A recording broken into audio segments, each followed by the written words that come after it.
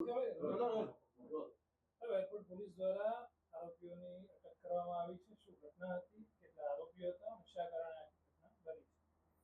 ગત તારીખ 27 જૂનના રોજ હરીશ અને ઓએસ નામના બે પેસેન્જરો પોતાનું 600 ગ્રામ સોનું, જેની કિંમત 64 લાખ રૂપિયા જેવી થાય છે, એ એરપોર્ટથી લઈ અને નીકળતા એ દરમિયાન કોઈ અજાણ્યા એક મહિલાને 4 શખ્સોએ બોલેરો ગાડીમાં બેસાડી માર મારી અપહરણ કરીને લૂંટ સોનાની કરેલ હોય, જે અંગેની ફરિયાદીએ જાણ કરતા એરપોર્ટ પોલીસે સત્વરે ગુનો નોંધી આગળની તપાસ કરતા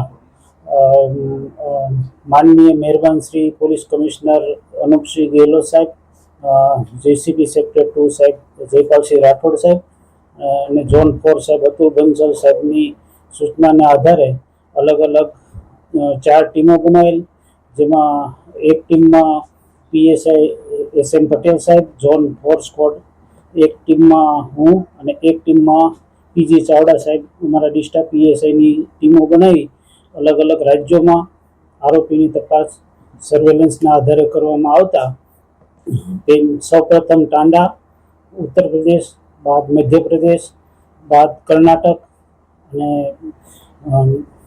જુદા જુદા રાજ્યોમાં તપાસ કરી આરોપીઓને ધરપકડ કરવામાં આવી, જેમાં સીસીટીવીના આધારે પારુલ મિસ્ત્રી નામની મહિલાની પહેલાં ઓળખ કરવામાં આવેલ. તેના આધારે અલગ અલગ આરોપીઓની શોધખોળ કરતા બાદ આ ગુનાના કામે કુલ હાલ 3 આરોપીઓ પકડાયેલ છે, જેમાં કૃપારાવ દેવૈયા, નટવરલાલ ભોજાભાઈ પરમાર, જે 2 આરોપી જે બોલેરો ગાડી લઈને આવેલા તેમાં તેને કર્ણાટકથી અમારી ટીમે પકડેલા હતા. બાકી આગળની તપાસમાં બીજા 3 નામો જે ખુલેલા છે, જેમાં મહિપાલસિંહ દિલીપસિંહ રાઠોડ, જે કે કંપની અમદાવાદ શહેરમાં નોકરી કરે છે, મુકેશ શામરાવ કુંવર, જે કે કંપની અમદાવાદ શહેર પોલીસમાં નોકરી કરે છે, એક મુખ્તાર અહેમદ તલાટ કરીને છે, જે પ્રાઇવેટ માણસ છે, જેને શોધખોળ માટે અલગ અલગ ટીમો હાલ કાર્યરત છે.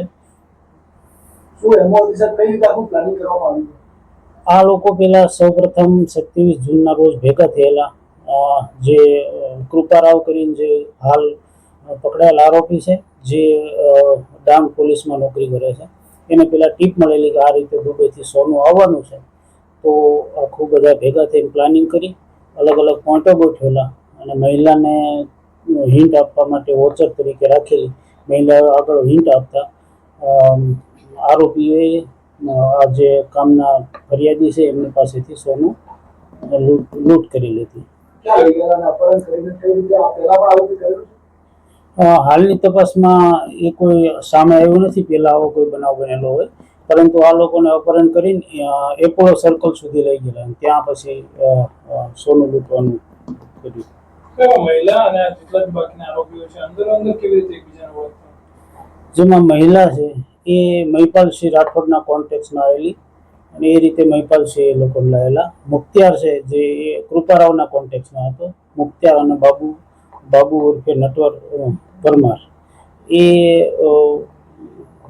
કૃપારાવના કોન્ટેક્ટમાં હતો, એ લોકો એને લાવેલા. કેટલા ટાઈમથી સાહેબ રેકી ચાલતી હતી? નહીં, આ તો એને ટીપ મળેલી અને જે દિવસે પેસેન્જર આવવાનો હોય એ રીતે એને ટ્રીપ મળેલી અને ટ્રીપના આધારે આ લોકોએ પ્લાનિંગ કર્યું.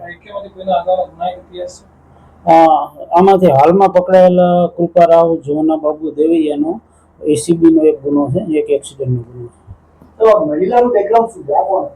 મહિલા એ કોઈ સામાજિક કાર્યકર છે, પોલીસના કોન્ટેક્ટમાં સતત રહેવાવાળી છે. એ હાલ અમરાઈવાડી રહે. ચલો, થેન્ક યુ.